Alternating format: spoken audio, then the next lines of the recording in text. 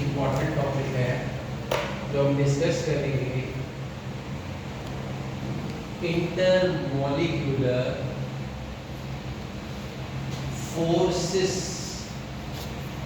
की एक टाइप है जिसका नाम है instantaneous dipole induced dipole forces. ठीक है, it's a very important topic, याद रखिए। इसकी टाइप हम डिस्कस करने लगे हैं जिसका नाम है इंस्टेंटेनियस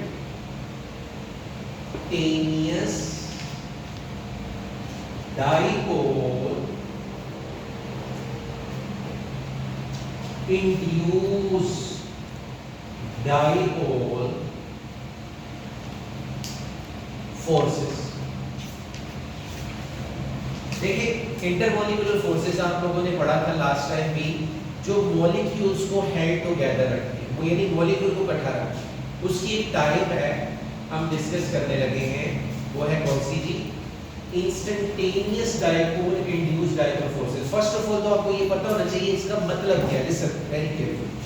देखो, आपने ये पहले भी वर्ड सुना होगा फिजिक्स के अंदर भी, साइंस में कई दफा ये यूज हो चुका है। इंस्टेंट का मतलब होता है मूवमेंट, चंद लम्हे के, कुछ देर के। ठीक है, तो एक ऐसी फोर्स जो कुछ देर के लिए क्रिएट होगी, यानी जो डाइपोल है वो कुछ देर के लिए क्रिएट होगा, और वो जो डाइपोल एक मॉलिक्यूल में कुछ देर के लिए क्रिएट होगा वो इंड्यूस करेगा दूसरे के अंदर भी क्या?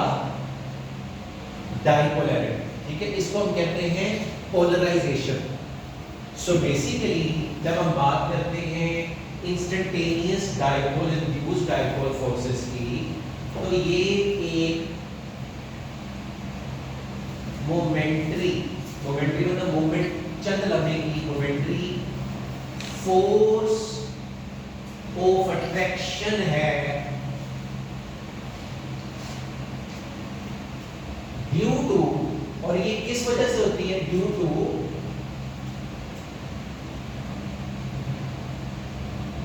ID induced dipole and instantaneous dipole and induced dipole forces, इसकी वजह से ही होती है। अब जब हम बात करते हैं इसकी, इसे समझना बहुत जरूरी है। याद रखिएगा, ये जब किसी मॉलिक्यूल के अंदर instantaneous dipole induced dipole forces create हो जाएगी ना, तो मॉलिक्यूल वीकली एक दूसरे को क्या करते हैं? ट्रैक करना स्टार्ट करते हैं। They start to track each other with a weak bond, और वो जो फोर्स है उसको हम कहते हैं लंदन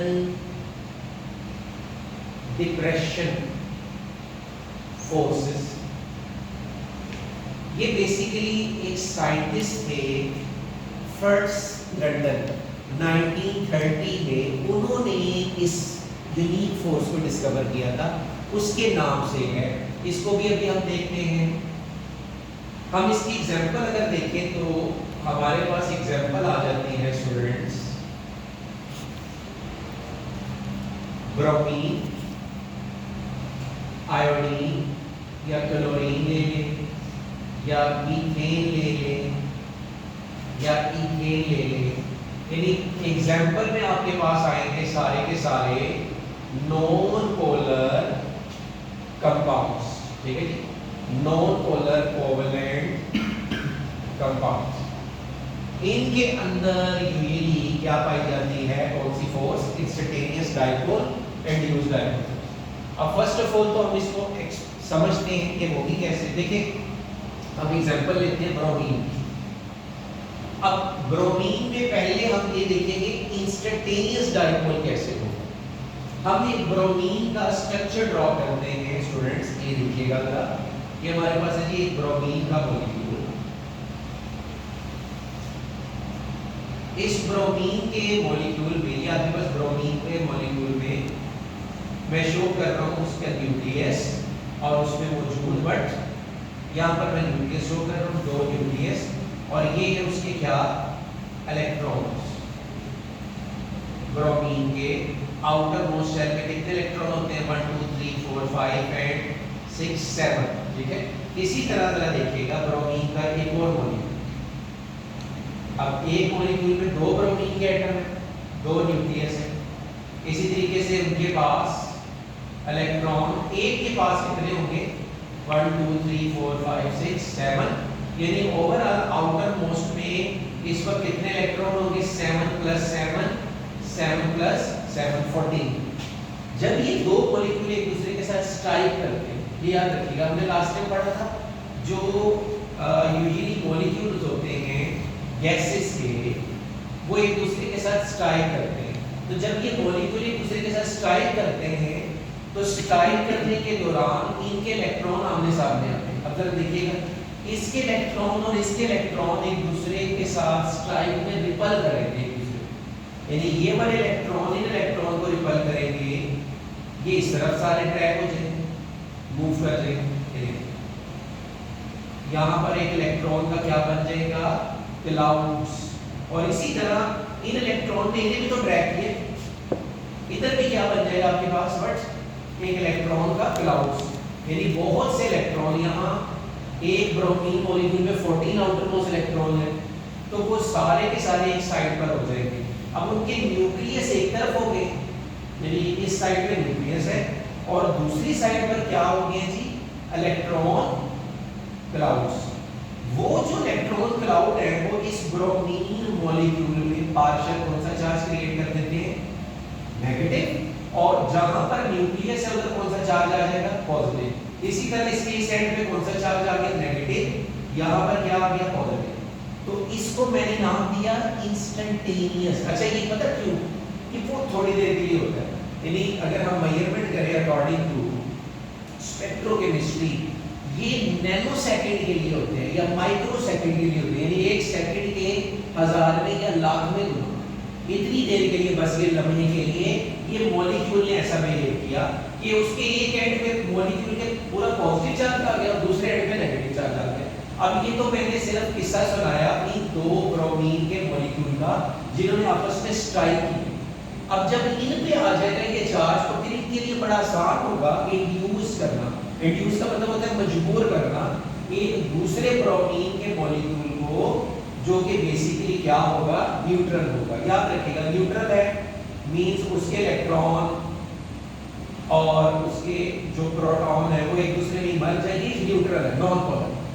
अब जो ही ये वाला मॉलिक्यूल जिसके एक एंड में नेगेटिव चार्ज है दूसरे एंड में क्या है पॉजिटिव चार्ज, ये न्यूट्रल ब्रोमीन मॉलिक्यूल के करीब आता है तो इसके जो इलेक्ट्रॉन है नेगेटिव है, ये देखो ये वाले जो इलेक्ट्रॉन है ये इंड्यूस कर देते हैं इसके ऊपर। अब इसे स्ट्राइक करने की जरूरत ही नहीं, ये जो नेगेटिव एंड है ये क्या करेगा यहाँ पर पॉजिटिव एंड क्रिएट कर देगा, और इसी तरीके से जो इलेक्ट्रॉन है वो इधर आ जाए। अंडरस्टैंड, इलेक्ट्रॉन यहाँ पर आके यानी इस तरफ आ गया नेगेटिव चार्ज, इस तरफ क्या आ गया पॉजिटिव चार्ज। अब हमारे पास बहुत से ब्रोमीन के मॉलिक्यूल आ चुके हैं जिनके एक एंड पे पॉजिटिव चार्ज है दूसरे एंड पे नेगेटिव चार्ज है। Now after that instantaneous dipole, instantaneous तो तब हुआ जब उन्होंने स्ट्राइक किया, और एक ब्रोमीन का मॉलिक्यूल जो कि डाइपोल हो गया वो इंड्यूस करेगा दूसरे मॉलिक्यूल को आसानी से, यानी उसका जो नेगेटिव एंड है यहाँ पर पॉजिटिव क्रिएट कर देगा, और इस तरीके से जो ये वाले इलेक्ट्रॉन थे जो ऑब्वियसली इसको रिपल कर दी। अब क्या हुआ इसके ऊपर भी एक क्या आ गया डाइपोल आ गया। अब जैसे ही बहुत से मॉलिक्यूल में क्या आ जाती है पोलराइजेशन, पोलराइजेशन का मतलब क्या हुआ ये भी अभी हम डिस्कस करते हैं। पोलराइजेशन, पोलराइजेशन का मतलब है उनके एक एंड पे पॉजिटिव दूसरे एंड पे negative, positive negative, although they are non polar now they start to attract each other. अब जरा देखिएगा ये जो मॉलिक्यूल है ये एक दूसरे को क्या करते हैं अट्रैक्ट करना स्टार्ट कर देते हैं, इनके दरमियान में एक वीक इंटरमॉलिक्यूलर फोर्सेस क्रिएट हो जाती है। उस फोर्स को मैं नाम दे रहा हूं लंदन क्या जी dispersion force, London dispersion force, ये याद रखिएगा। यानी ये बेसिकली एक ऐसी फोर्स है जो क्रिएट हुई जब एक मॉलिक्यूल में पोलराइजेशन हुई, उसने दूसरे मॉलिक्यूल को क्या कर दिया पोलराइज किया, तो they start to attract each other. अब ये एक वीक फोर्स है याद रखिएगा, इसको हम बहुत आसानी से कम टेम्परेचर से ब्रेक कर सकते हैं। क्यों? क्योंकि ये कुछ लम्हे के लिए क्रिएट हुई थी, अंडरस्टैंड। अब हम बात करते हैं कि फैक्टर इस पे कौन से इफेक्ट करते हैं जो लंदन डिप्रेशन पे, factor affecting on London dispersion, यानी जो वीक फोर्स इन मॉलिक्यूल के दरमियान में क्रिएट होते हैं। तो मैं उन फैक्टर्स को एक एक करके यहाँ एक्सप्लेन करने लगा हूँ जी। सबसे पहला फैक्टर आ जाता है आपके पास एटॉमिक साइज, इसको कहते हैं एटॉमिसिटी। क्या कहते हैं जी? एटॉमिसिटी यानी एटॉमिक साइज। अब यहां पर वो क्या कह रहा है, देखिए स्टूडेंट्स याद रखिएगा, जितना एटम छोटा होगा उसमें उतनी ही वीक होगी लंदन डिप्रेशन। यानी अगर आपके पास एटॉमिक साइज, मैं ये लिखता हूं, एटॉमिक साइज यानी एटॉमिसिटी डायरेक्टली प्रोपोर्शनल है इसके लंदन डिस्पर्शन, यानी इस वीक फोर्स के। एटॉमिक साइज अगर वीक है, छोटा है, तो वो जो force of attraction between molecule वो भी क्या होगी? कम। एटॉमिक साइज बड़ा है तो फोर्स ऑफ अट्रैक्शन भी क्या होगी? ज्यादा। वो कैसे? वो हम देखते हैं। देखो यहाँ पर मैंने एक वर्ड लिखा, क्या? Clouds, electronic clouds. मैं ये कह रहा हूँ आपके पास एक एटम है, लुक एट दैट। जैसे फॉर एग्जांपल हमारे पास है जी फ्लोरीन। ये फ्लोरीन का एक आपके पास मॉलिक्यूल है, ये फ्लोरीन के molecule, these are their nucleus. ये है जी इनके क्या? आउटर मोस्ट इलेक्ट्रॉन, 1 2 3 4 5 6 7, ठीक हो गया। 7 ये इसके हो गए, इसी तरह 7 इसमें, ये इसके हो गए क्या? Electron clouds. इसी तरह एक और फ्लोरीन का मॉलिक्यूल है स्टूडेंट्स, देखिए उसके अंदर भी ऐसे ही हमारे पास क्या है जी? Electron clouds. Is it clear? अब ये इलेक्ट्रॉन वही, जैसे मैंने बताया कि आपस में इंस्टेंटेनियस डाइपोल फोर्स क्रिएट करेंगे, पहले ये स्ट्राइक करेंगे, ये वाले इलेक्ट्रॉन इन इलेक्ट्रॉन को यहाँ धकेल देंगे, यानी ये सारे इलेक्ट्रॉन इधर आ जाएंगे। ये मैं इलेक्ट्रॉन शो कर रहा हूँ, तो इस एंड पे नेगेटिव चार्ज आ जाएगा और ये वाले एंड पे कौन सा चार्ज आ जाएगा? पॉजिटिव। इसी तरह इन्होंने भी तो किया ड्रैग, तो ये वाले इलेक्ट्रॉन इस तरफ आ जाएंगे, यहाँ पर नेगेटिव एंड आ गया और इधर क्या आ गया? पॉजिटिव। अब क्योंकि यहाँ जो इलेक्ट्रॉन है वो डिसाइड कर रहे हैं बट फोर्स ऑफ अट्रैक्शन, उन इलेक्ट्रॉन ने पोलराइजेशन की है, ये याद रखिएगा। अगर मैं बात करता हूँ फ्लोरीन की, तो फ्लोरीन की निस्बत क्लोरीन में इलेक्ट्रॉन क्लाउड ज्यादा होंगे, ये याद रखिएगा, क्योंकि क्लोरीन का एटॉमिक साइज ज्यादा है, उसमें इलेक्ट्रॉन ज्यादा है, यानी उसमें जो इलेक्ट्रॉन एक दूसरे के साथ स्ट्राइक करेंगे और यहाँ पर एक साइड पे इलेक्ट्रॉन जो होंगे वो ज्यादा होंगे as compare to fluorine. So electron clouds, ये याद रखिएगा, that is the most important word. Electron cloud की वैल्यू इधर क्या है? ज्यादा है as compare to fluorine. Understand? इसी तरीके से जो इलेक्ट्रॉन क्लाउड्स है क्लोरीन में वो ज्यादा है, फ्लोरीन में कम है। इसका मतलब ये हुआ ये ज्यादा क्या रखता है?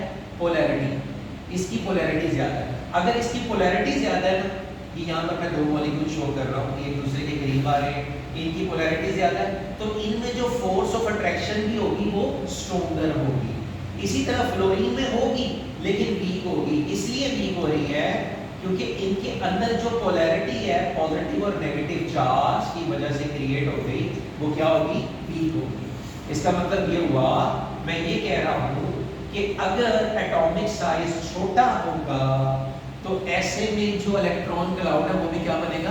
कम। इलेक्ट्रॉन क्लाउड अगर कम होगा फोर्स ऑफ अट्रैक्शन वीक होगी, और अगर एटॉमिक साइज बड़ा है इलेक्ट्रॉन क्लाउड क्या होंगे? ज्यादा होंगे।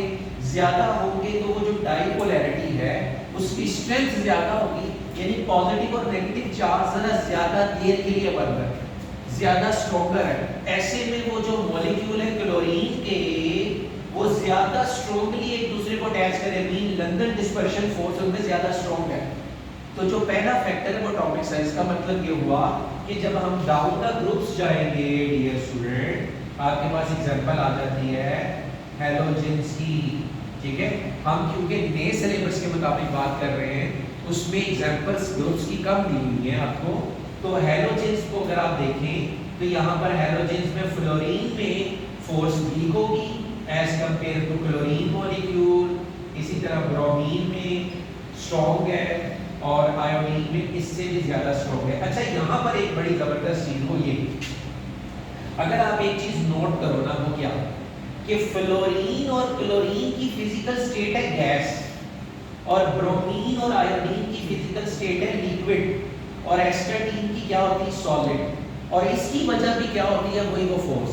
देखो हमने एक चीज पढ़ी थी क्या कि जब वीक फोर्स होगी ना, इंटरमोलिकुलर फोर्स अगर वीक होगी तो ये रिप्रेजेंट करती है कि मॉलिक्यूल गैसियस स्टेट में होगी। तो मैंने अभी ये बताया फ्लोरीन और क्लोरीन इनका atomic size compare to bromine और आयोडीन छोटा ही है, तो इनमें फोर्स ऑफ अट्रैक्शन थोड़ी वीक है। दैट्स व्हाई याद रखिएगा ये लिक्विड स्टेट में ब्रोमीन और आयोडीन के अंदर फोर्स ऑफ अट्रैक्शन क्या होगी मॉलिक्यूल में स्ट्रॉन्ग है, यानी एक ब्रोमीन दूसरे ब्रोमीन के साथ strongly attach होगा। That's why these molecules are in a solid form। ये हमने पढ़ा जब intermolecular forces strong होती है, sorry liquid form, intermolecular forces क्या होती है strong होती है, तो molecule एक दूसरे के करीब आते हैं, जब वो करीब आएगी तो physical state change हो जाएगी, वो liquid हो जाएगी। अगर weak होगी, जैसे ये इमेजिन करें ये फ्लोरीन का केस है, तो फ्लोरीन के केस में ये weak force है और ये रिप्रेजेंट कर रही है कि ये फिजिकल स्टेट क्या है गैस है। एस्टाटीन के केस में वो सॉलिड है, उसका एटॉमिक साइज सबसे ज्यादा है। एटॉमिक साइज अगर ज्यादा होगा तो क्लाउड्स भी ज्यादा होगा, यानी एक तरफ बड़ा हाईली नेगेटिव चार्ज है, दूसरी तरफ पॉजिटिव चार्ज है, वो स्ट्रांगली अटैच होंगे। जब स्ट्रांगली अटैच होंगे तो मॉलिक्यूल एक दूसरे के साथ ज्यादा अट्रैक्ट होंगे, ज्यादा अट्रैक्ट होने की वजह से वो फिजिकल स्टेट क्या बन जाती है सॉलिड। अंडरस्टैंड? तो पहला जो पॉइंट है वो याद रखिएगा, but the atomic size atomicity. और इसी तरह नोबल गैसेस की अगर हम बात करें ना, उनमें भी ऐसे ही होगा। नोबल गैस अगर मैं आपसे कहता हूँ हीलियम में बिल्कुल होगा। अच्छा ये मैंने कल भी आपको बताया था प्रीवियस लेक्चर में कि जितने भी नॉन पोलर हैं ऐसा नहीं कि उनके मॉलिक्यूल एक दूसरे से दूर ही छुट्टी करके रखते हैं, they also attract to each other, उनके दरमियान में भी पाई जाती है। और उनके दरमियान में वो जो फोर्स वीक ऑफ अट्रैक्शन है that is London dispersion force, और it is a very weak force. ये याद रखिएगा, ये जो फोर्स होती है ये वक्ती होती है और ये डिपेंड करता है उसके एटॉमिक साइज पे। अगर एटॉमिक साइज ज्यादा है, जैसे अगर हम नोबल गैसेस की बात करें तो नोबल गैसेस में हमारे पास हीलियम है, नियॉन है, आर्गन है, क्रिप्टॉन है, रेडॉन है, ज़ेनॉन है। तो हीलियम में वीक होगी, नियॉन में स्ट्रॉन्ग है, आर्गन में, क्रिप्टॉन में, रेडॉन में। मींस जैसे जैसे हम नीचे चले जा रहे हैं, हमने ये पढ़ा हुआ है प्रीवियस चैप्टर में, एटॉमिक साइज बढ़ता है। जैसे जैसे एटॉमिक साइज बढ़ेगा क्या बढ़ेंगे, इलेक्ट्रॉन बढ़ेंगे। इलेक्ट्रॉन क्लाउड्स बढ़ने की वजह से क्या इंक्रीज होगी, polarization, and that polarization depend upon this force of attraction. जितनी ज्यादा पोलराइजेशन होगी उतनी ज्यादा स्ट्रॉन्ग क्या होगी, force of attraction between a molecule. इसका मतलब ये हुआ कि जो रेडॉन है इसका मेल्टिंग और बॉइलिंग पॉइंट भी ज्यादा होगा as compare to helium and neon. आपकी बुक पे टेबल पे है, वो आपने टैली में भी करना है। फ्लोरीन का याद रखिए, फ्लोरीन और क्लोरीन का क्या मेल्टिंग बॉइलिंग पॉइंट शायद माइनस में होगा, ऐसे ही है जी। और अगर हम ब्रोमीन और आयोडीन का देखें तो क्या है, बॉइलिंग जी। बॉइलिंग कितना है ब्रोमीन का, 333 पॉजिटिव में है, ठीक है। और फ्लोरीन और क्लोरीन का कितना है, 239। तो वही बात हो गई, इसका मतलब ये हुआ कि क्लोरीन में फोर्स वीक है, यानी इसका जो बॉइलिंग पॉइंट है वो 239 है और इसका 333, इसका मतलब इसके अंदर स्ट्रॉन्ग है। और एस्टाटीन का उससे भी ज्यादा होगा। एस्टाटीन का कितना है जी, मोर देन 500 होता है, ये याद है। So it means to say when the force become too stronger, boiling point और melting point also become too stronger। अच्छा देखिएगा दूसरा जो फैक्टर है ना वो है मॉलिक्यूलर साइज, वो भी इसी से रेलेवेंट है। ये देखिए जब हम बात करते हैं फैक्टर नेक्स्ट की, वो क्या है कि आपके पास मॉलिक्यूलर साइज। स्टूडेंट्स देखिएगा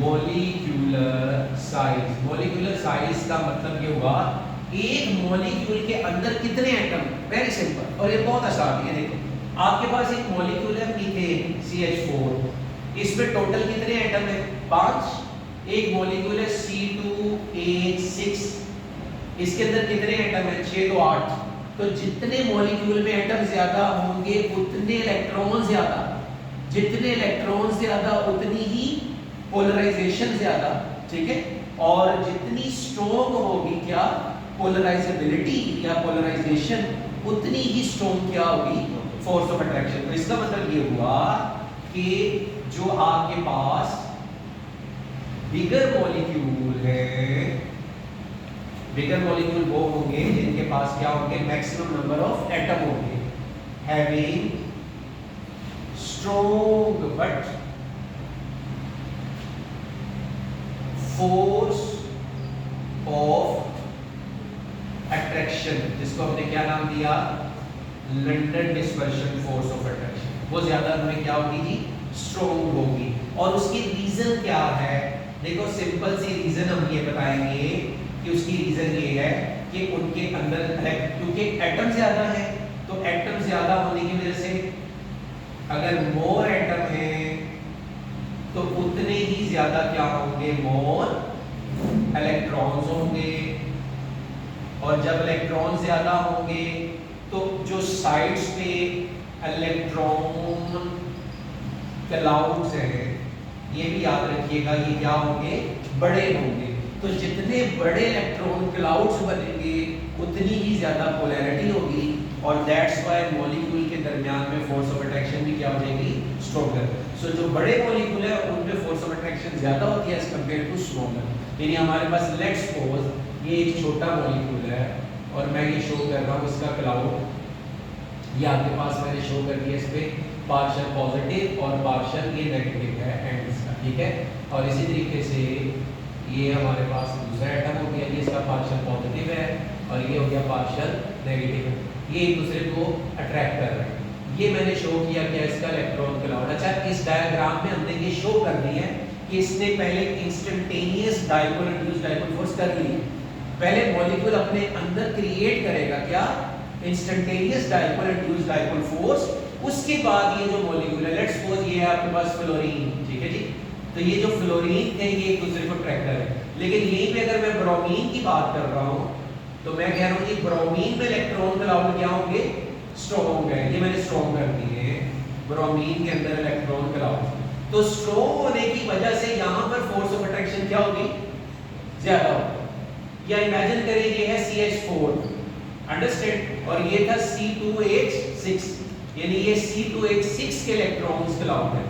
याद रखिएगा C2H6 का जो स्ट्रक्चर होता है वो कैसा होगा, हम जानते हैं C2H6 में 2 कार्बन होंगे और उसके साथ कितने हाइड्रोजन अटैच हैं 6।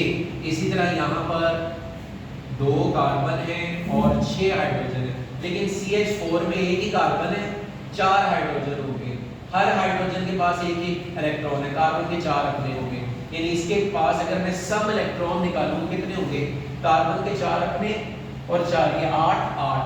लेकिन अगर मैं यहाँ काउंट करूँ कार्बन के 8 होंगे दोनों के और 6 ये कितने हैं, इसका मतलब यहाँ पर 14 है। तो इसका मतलब ये हुआ कि इधर इलेक्ट्रॉन क्लाउड है ज्यादा, there is much more stronger polarization and that's why the force of attraction between the molecule of C2H6 are stronger. Students याद रखिएगा this force is very important one. ये force हमारी यूनिवर्स में mostly उन molecules में पाई जाती है जो नॉन पोलर है। हम जानते हैं पोलर मॉलिक्यूल के लिए बहुत आसान है क्या करना है एक दूसरे को ट्रैक करना, क्योंकि उनमें due to difference of electronegativity वो खुद ही एक दूसरे को ट्रैक कर लेते हैं लाइक वाटर हो गया। लेकिन जो नॉन पोलर है नेचर वाइज नॉन पोलर तो एक नॉन पोलर है न्यूट्रल है, उसमें तो कोई चार्ज नहीं है, यानी उसके अंदर हम ये नहीं कहेंगे एक एंड पे नेगेटिव एक एंड पे पॉजिटिव, लेकिन उसके बावजूद वो मॉलिक्यूल भी एक दूसरे को क्या करते हैं वीकली अट्रैक्ट करते हैं। जो उनमें वीक फोर्स ऑफ अट्रैक्शन है that is called London dispersion force, और इसको फिट्स लंदन ने 1930 में डिस्कवर किया। लंदन ये लंदन मैं नाम रख दिया ना उन्होंने 24 का था, तो ये 1930 में डिस्कवर किया, but it is a very important force और ये एग्जिस्ट करती है किसके अंदर नॉन पोलर मॉलिक्यूल में। फिर हमने फैक्टर्स देखे, उन फैक्टर्स में हमने देखा कि डाउन द ग्रुप ये जो फोर्स है लेटेंट डिस्पर्शन फोर्स ये इंक्रीज होती है। और इसी तरीके से हमने ये देखा कि मॉलिक्यूलर साइज जैसे जैसे बढ़ता है वैसे वैसे स्ट्रॉन्ग होती है। इसका मतलब ये हुआ कि मैं कहता हूँ आपसे पेंटेन में ज़्यादा पाई जाती है स्ट्रॉन्गर या डिकेन में, तो आप क्या कहेंगे? डिकेन में। एक ही बच्चा उठा हुआ है बाकी सो रहे हैं। तो जो डिकेन में इसलिए स्ट्रॉन्गर है क्योंकि डिकेन का मॉलिक्यूलर साइज ज़्यादा है, डिकेन में इलेक्ट्रॉन ज़्यादा होंगे। Is it clear? इसमें जो टेबल है साथ में आपने वो भी करना।